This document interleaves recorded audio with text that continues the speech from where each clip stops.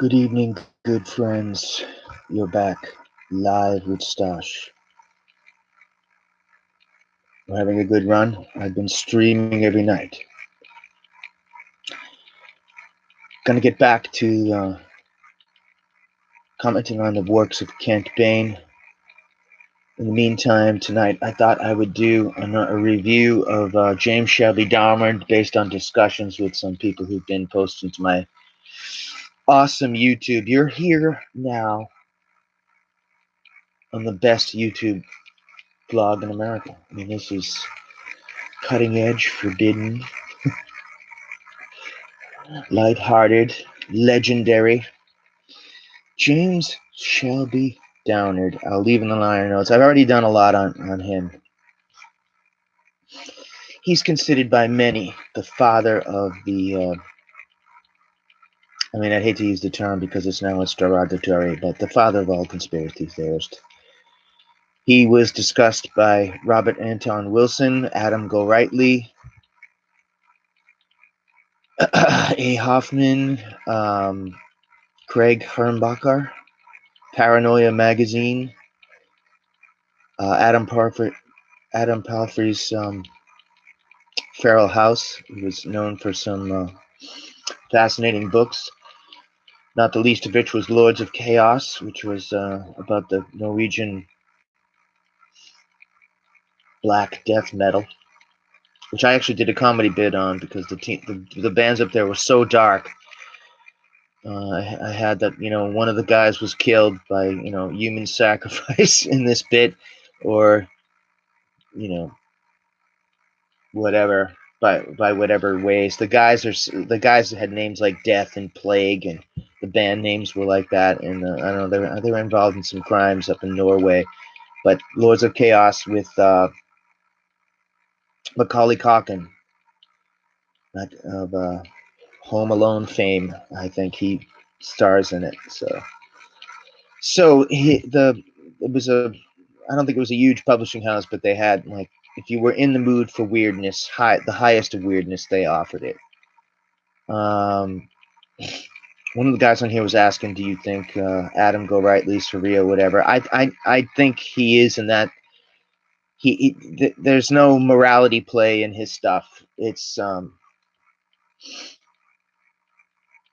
he's not one that's doing that for the public. He's a Discordian, and it's absurdist, and he's funny, and he has a lot of information, and he has an excellent book on James Shelby Downard,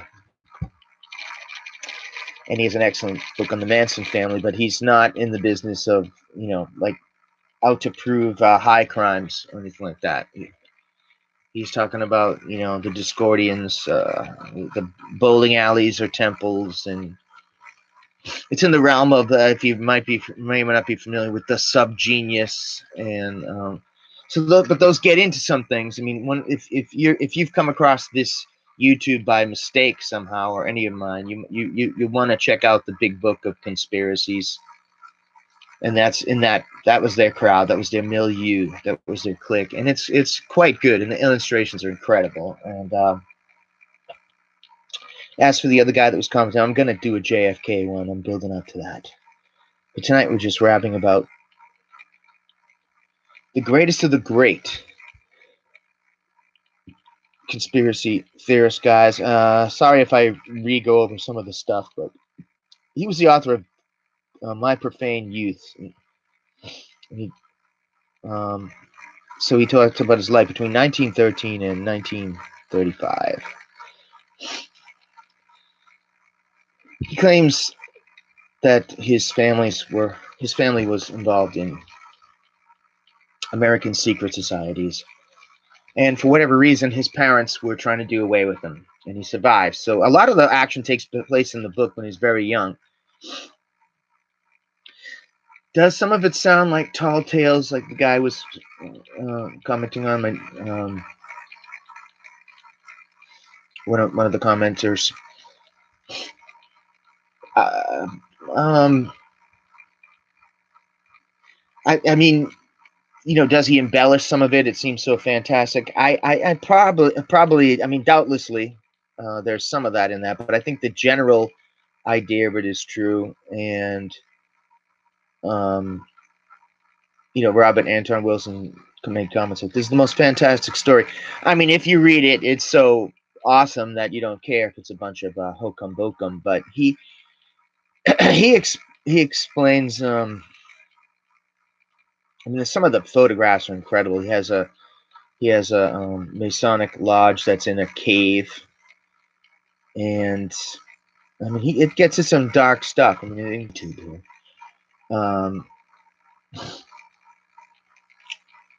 And he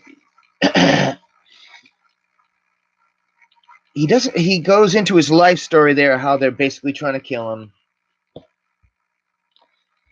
and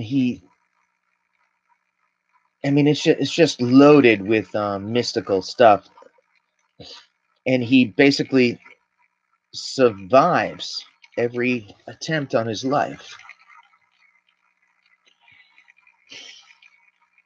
And he describes things like you might not hear, like there's an African American guy that's in the pay that's in the pay of the Ku Klux Klan and spying on him, and he survives that.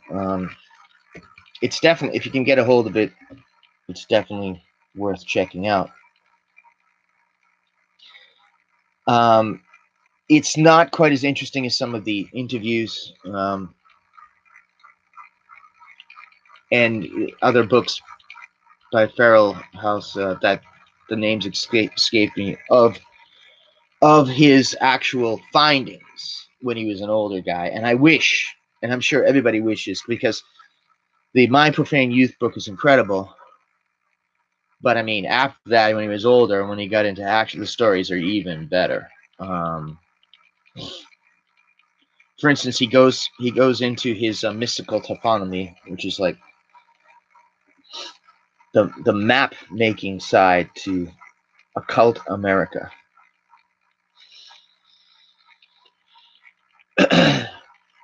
Downard claims, as you see, and I think I'm one of the guys who I have probably the most YouTubes on him or something, or a big group of underground guerrilla YouTubes on him, because I'm a huge fan. And I'll leave in the liner notes my video. He says that the occult America setup begins at a place called the Kern Gate in El Paso, Texas, which I was going to go there, and I can't believe it's been taken down. But it's the most extraordinarily weird looking construct. Kern was a high level Mason guy, and he went to Alaska, and he like recruited these Alaskan shamans. And either up there or down in Texas, he constructed this incredible gate, and there's all these talismans on it. It's just freaky. I'll leave that in the line notes. I've got photographs of it that I use in my creepy YouTube. Anybody who comes to this channel somehow, you might notice I've got a lot of cool YouTubes, weird, but they're only real. They only really work, or they're only really enjoyable unless you've dealt into the books themselves, mostly, or you. And nowhere does that more hold true for my ones on Downard. Now, so it starts at the Kern Gate, and it travels throughout the country, and basically it maps the conspiracy of the JFK assassination, magically speaking. Being that, and he backs it up with referencing the Golden Bough book, which contains descriptions of the ritual of the killing of the king. Right.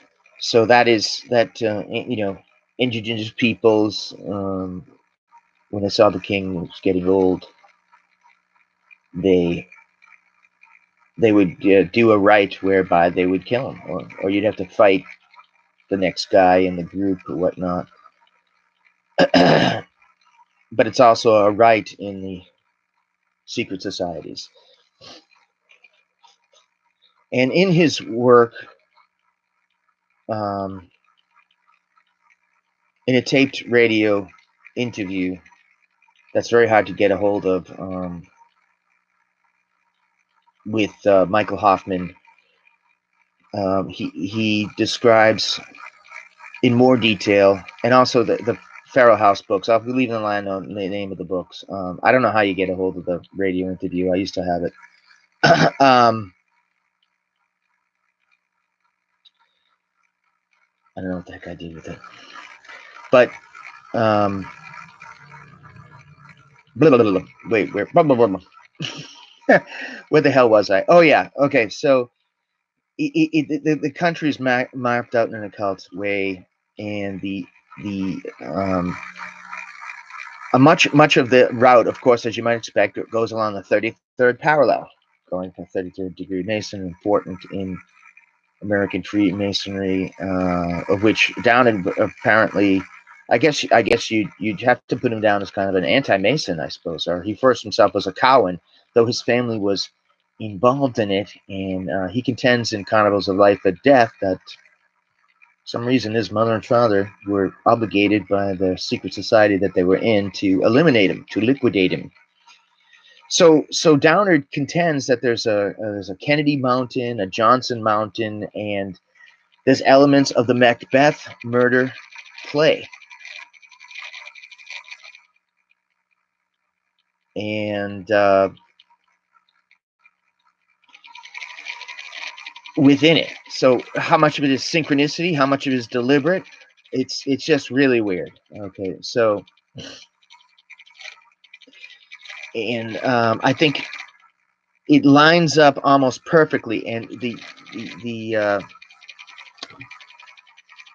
it travels throughout the country, and it coincides with what's in Spanish, the journey, the journey of death, la muerto. And I don't recall if it coincides with Route 66, or but it definitely goes through these mountains that strangely connect. There's another gentleman on one of my channels that's been doing some numerology with me, and I have to run this by him. I'll put this YouTube under his comments. But so there's all this is in the mix. The legendary Macbeth play, which involves assassination and witchcraft, the three witches. By the way, I recommend the movie with Michael Fassbender. By the way, so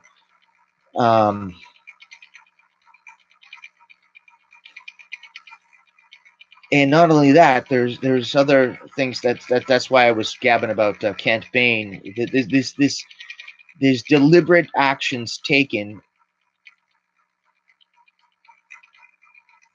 to you know, in a psychodrama, to dwell up certain energy. So it goes from Kerngate, El Paso. Every conspiracy dude or every research will say, Arthur C. Clarke says, any high level science is indistinguishable from magic. So at some level, science, you know, I guess magic that I've been talking about for the past few days is science and art. So we have the King Kill 33, which is a popular song by the musician Marilyn Manson, he's in the mix. He is said to have obtained information about King Kill 33 from Downard. Although I wondered if maybe he's an occultist and you already knew. That's in the mix. It's like Mary Shelley, who wrote Frankenstein, got a lot out of a guy that was writing against the Jacobins and Illuminati and stuff. an early conspirator, a French Abbé Barrel, I think you said his name was. And I think the guy who wrote the Invisibles comic graphic art book, Morrison, also was influenced by that. Sorry, this is so ass backwards, but we're talking about mystical topography, mystical map making. So you make your way through the country, and it crosses, and in the area of the atomic bomb is Truth and Consequences, New Mexico, which is bizarre. And the site is along this 33rd parallel as well. At the time just prior to his assassination, they say, for whatever reason, JFK was reading a book called The King Must Die by Mary Renault, which is weird in itself. So Downard, what he teaches is that there's the killing of 3 kings, and that would be not just JFK, but Bobby, Robert Kennedy, and MLK, who was assassinated in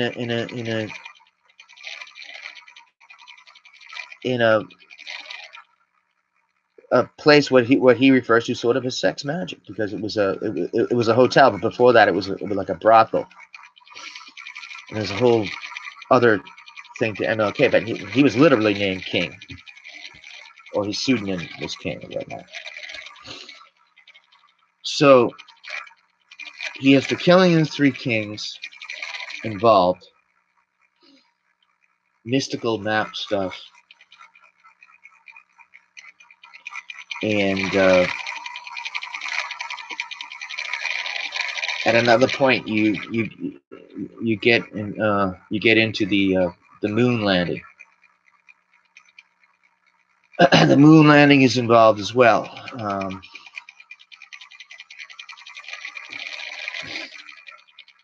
Their ritual of they got a piece of the moon and they took it back to Earth, and they also launched a piece of the Earth into the sun or something like that. And there's some famous picture of the guy in his Freemason apron, and he's up on the moon or whatever.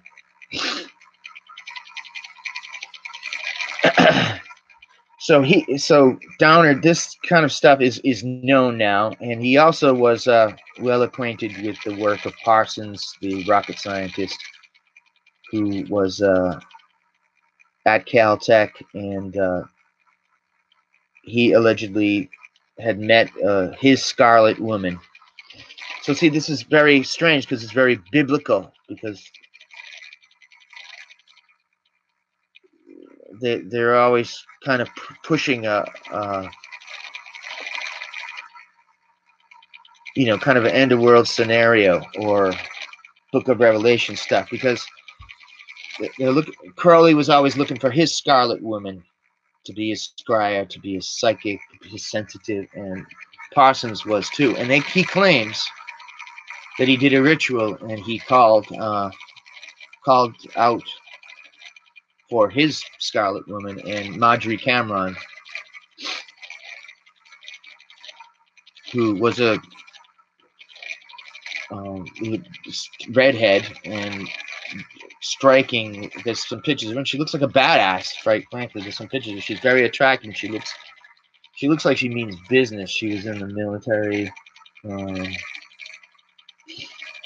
I think she did have some connection to MI, military intelligence, in some level. He claims she came to him, and like Crowley has a book about Moonchild, about calling the Moonchild. Allegedly, Cameron and Parsons went to Caltech. They focused the power of the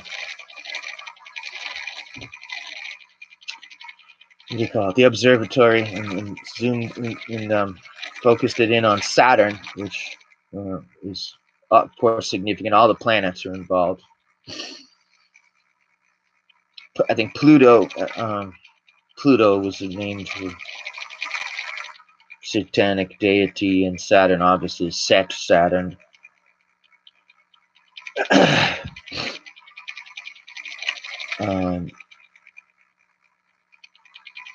What's interesting is obviously Parsons had extensive connections to the military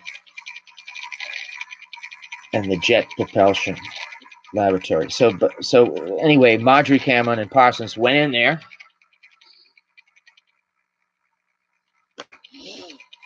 attempted to copulate and produce a moonchild.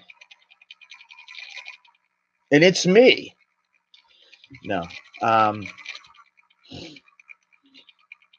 Now, what in Carnivals of Life and Death, he Downard is always getting in fights with, you know, these secret society stuff. And he, in different interviews and stuff, he alleges that it continued and that, you know, he was being tailed, and he talks about some wild stuff. Again, it goes back to this end of the world stuff that these magicians, these Magnus, sorcerers, as Kant talks about in his book, they're trying to use they have a philosophy of, you know, calling about the end of the world or something, or they're always like, you know, I'm the great beast and all this stuff. They have that type of thing in the mix. And I had actually did a YouTube where I just kind of asked the question very sheepishly, what do you think? You know, I sort of knew the answer, but I put it out there. Some people kind of answered, but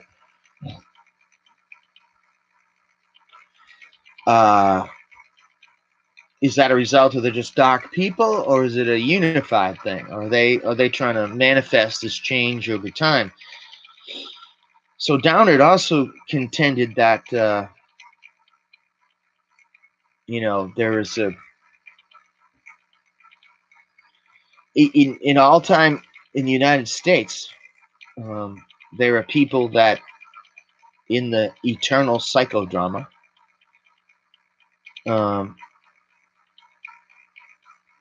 take the role of. So there's he claimed that there's always a great whore.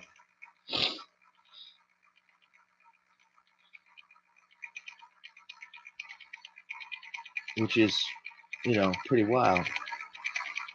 I believe he claimed in one of the interviews I read or heard that he had seen them and that they were under protection of the Secret Service or whatnot. Does it really exist? Do you know who it is? Do they have a certain? I don't remember if they have to be part of a certain bloodline or whatever, but and it's referenced in a book that he said by William Guy Carr. He's famous Air Force guy. I think that there exists a baby black market, and he was trying to bust it up. Downard indicated. He did. You know, from his photographs, he looks like a guy who can handle himself.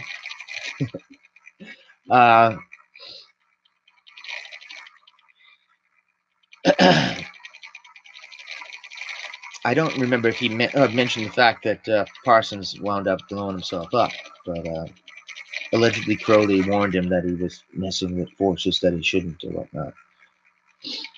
And I think L. Ron Hubbard was a bit crafty, and he seduced one of Parsons' girlfriends or something. I don't know if it was Cameron, but she's chronicled in a book called Wormwood, which I think is again a reference to the end of the world. Wormwood, I think that's a planet that comes or something during the end of days or whatnot. So it's interesting that these occultist people, they definitely, every chance they get, they seem to attack your different Abrahamic religions, but at the same time, they're definitely keen on Book of Revelation and stuff, so that's kind of eerie. So continuing on through the country, you actually wind up in Dallas, which is, Downard says, is Texas is completely Masonic down to the very star, the Lone Star State. probably a reference to Sirius the dog star, and many other things. And you wind up in Elm Street, which is Bloody Elm Street. And if you've seen, I've got a weird YouTube on King Kill 33. I just say A Nightmare on Elm Street. You know, you wonder, did they derive the name for that from that movie, from the dreaded assassination of JFK?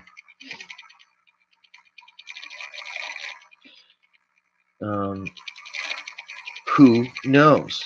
But that's where it ends. And the actual, from above, you can see that the Elm Street forms a trident.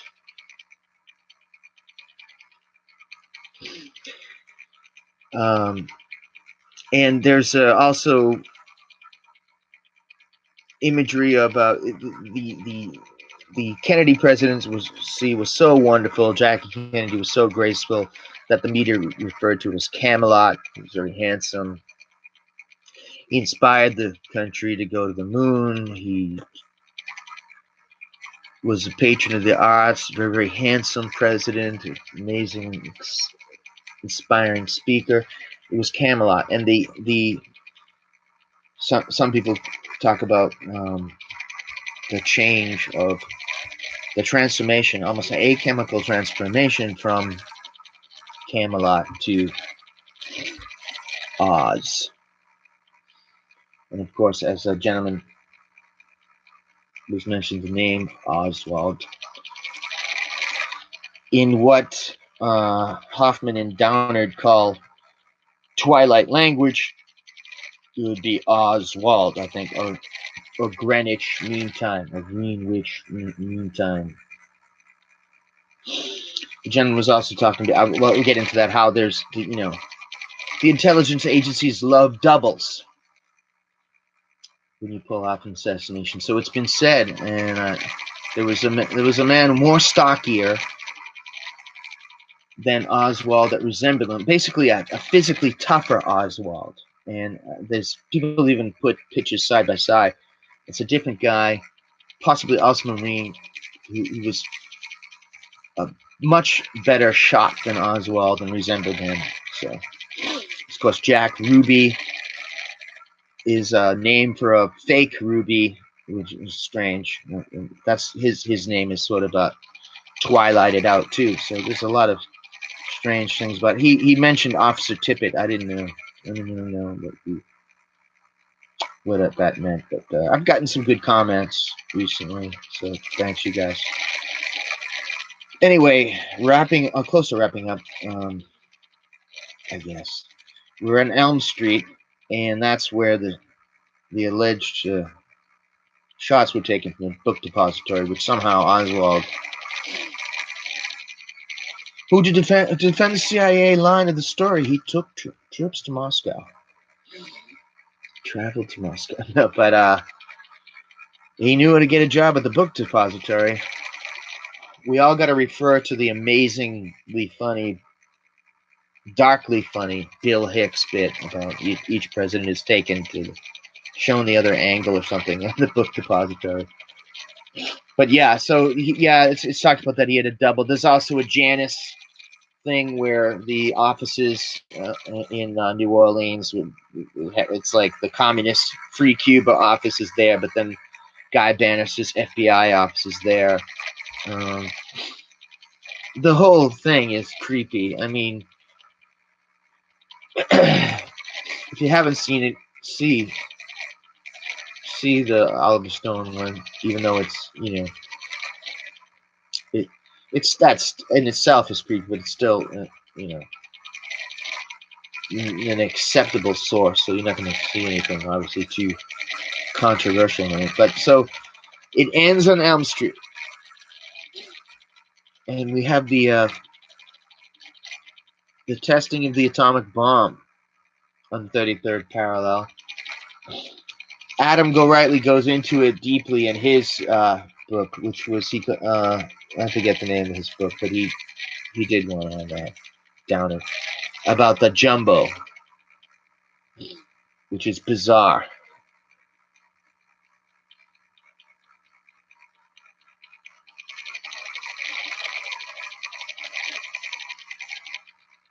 They did, yeah. They gave some clues in the. Yeah, I suppose so. But you did check out the Downard. How you doing, man? Yeah. Yeah. Well, it's definitely good to check them both out. I don't know if you know. All right, the jumbo part of it, I was getting into. Good to meet you, fellow man. Which I don't think was ever explained to the public why they had this giant metal thing that they took near where they were testing. Incidentally, I don't know what you think. The ridiculous amount of times they tested these atomic bombs and blew them up and blowing up the Bikini Atoll and all this bullshit is incredible. I mean, they've dumped radioactive shit into the Oregon River and stuff, and Nevada they've tested. I mean, who knows how many times they've tested us and the Soviets at the time. Ridiculous. The whole atomic bomb thing. Just ridiculous how many times they did. And no, I think nobody knows what it's done either. It's had an effect. I mean, blowing up underwater, and it's just ridiculous. But so it's a mystery as to why they did it. And Downard thinks that when they did the atomic bomb testing, they were taking the energy from it, and they were trying to create a homunculus, a little magic being within the jumbo. And whether or not they were successful at it, who knows? But Downard talked in one of his interviews about at a certain point they decided to blow the jumbo thing up, and I guess it just took tons of dynamite. It was just huge and really another strange aspect to it.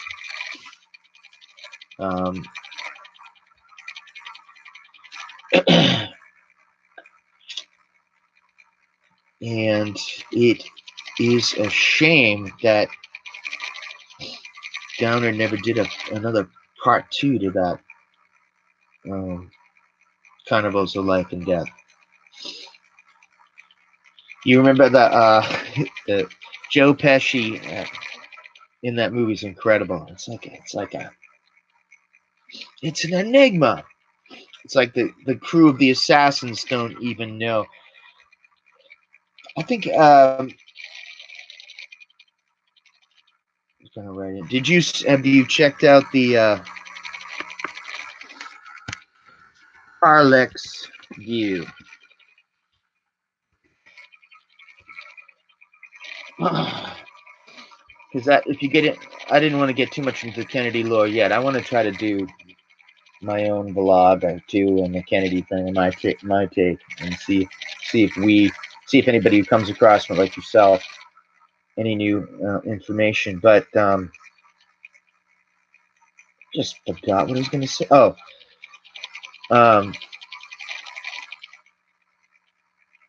that it ended on Elm Street when that was a place during the Wild West times where they took guys and hang them. It was known as Bloody Elm Street, actually. And I'm sure you know, or anybody coming across this know, that is a trident, which is strange. And they did erect an obelisk right in the area for whatever reason. I just completely lost my train of thought. But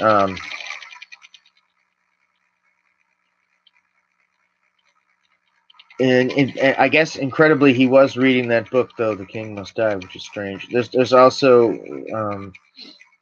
a strange photograph that they took of an actor below a chandelier, and not to mention peculiar pictures of Johnson allegedly smiling and things like that. Pretty dark stuff.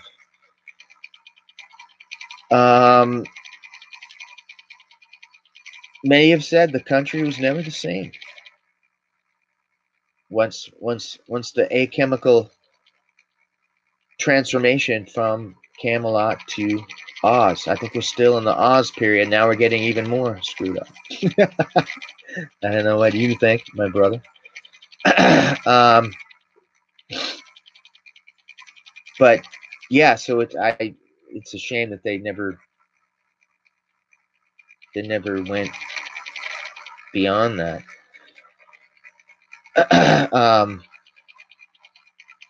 I haven't seen it, but they have a CBS, one of those things. They've done a show on Parson Strange Angel, which is, I think, is the title of a nonfiction book about him, which is awesome.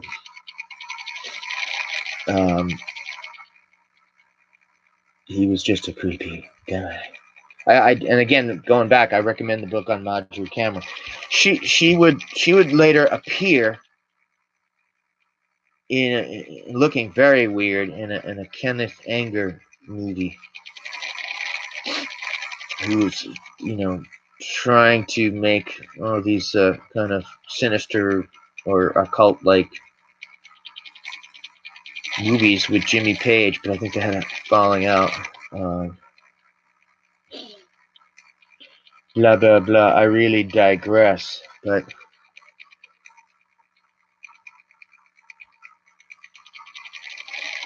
yeah, you definitely, it's a strange book, The King Killed 33. That's in addition to the Carnivals in Life and Death. In King Killed 33, he goes into stuff like the Hellfire Club. And he goes, you remember that part when he defines basically the scapegoat. And he wasn't only an expert on the map, the mystical toponymy, which of course I'm pronouncing that wrong. He was also an expert in word magic, as my friend Fellow Man might know. That he goes into the etymology of the word pharmaceuticals. It's like relates to the scapegoat, which is kind of scary in the Greek. And so he goes and I forget the name of it, but he's an expert in word etymology and the magic side of it, and this twilight language, which is just freaky stuff. I notice a lot of people write some of this conspiracy literature. Sometimes it seems like they are a little off on some. I mean, his was like dead on. And other people have cited the Golden Bough book mysteriously appears next to Colonel Kurtz in Apocalypse Now. I don't know if you've seen this. He's clearly reading that book, which would be an imprinting, I guess. But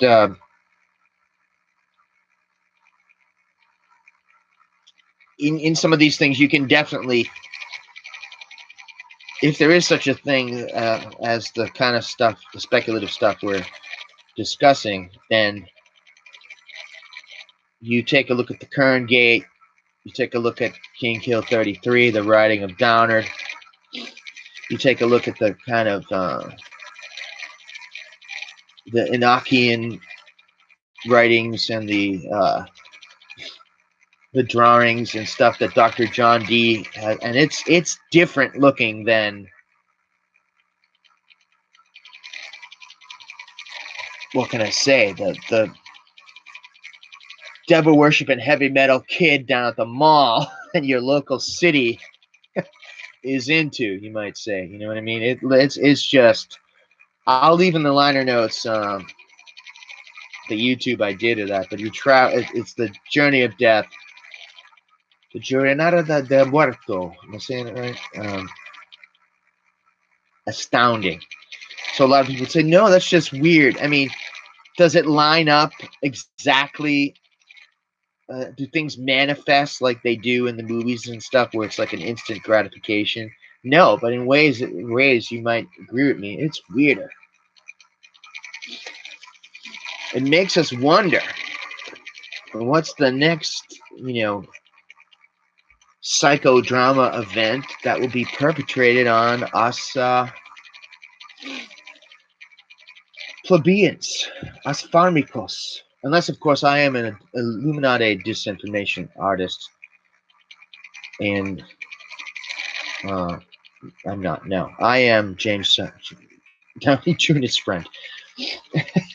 Blah blah blah.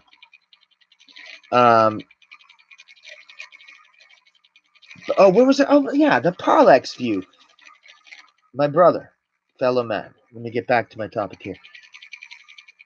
Some people have pointed out how that it may or may not have a similar sounding name to the Permadex, which is a company that Clay Shaw was mixed up with.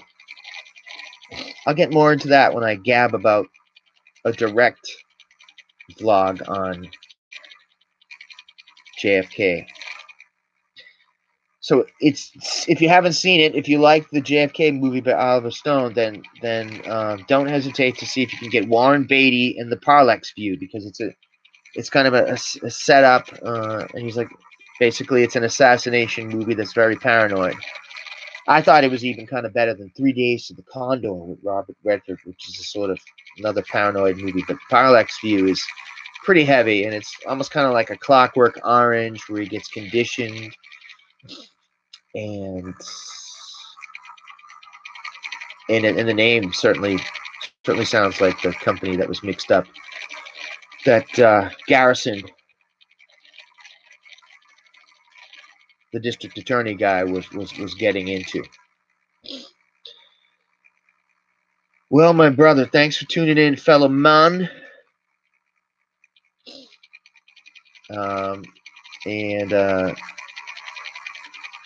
Yeah, check out everything you can get on Downard and get back to me, brother.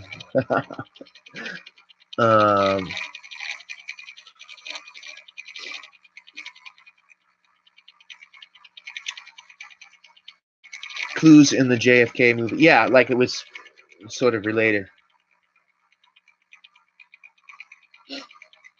Of course, Downard's is much more heavy in the occultism and stuff like that. All right, well, I think that's all I got for tonight, my friends. This will be, maybe I'll do up another one of these on Downard. I hope. And I'm glad you checked that stuff out. I hope. I did a lot of rambling tonight, but I am a huge fan, and I gather I did this because of excellent comments I got from you guys, and have a good rest of the week, and I hopefully we'll see you maybe tomorrow night. Thanks for tuning in, fellow man, and anybody else who came across this. Good wishes, God bless, and peace out from Stash, my friends.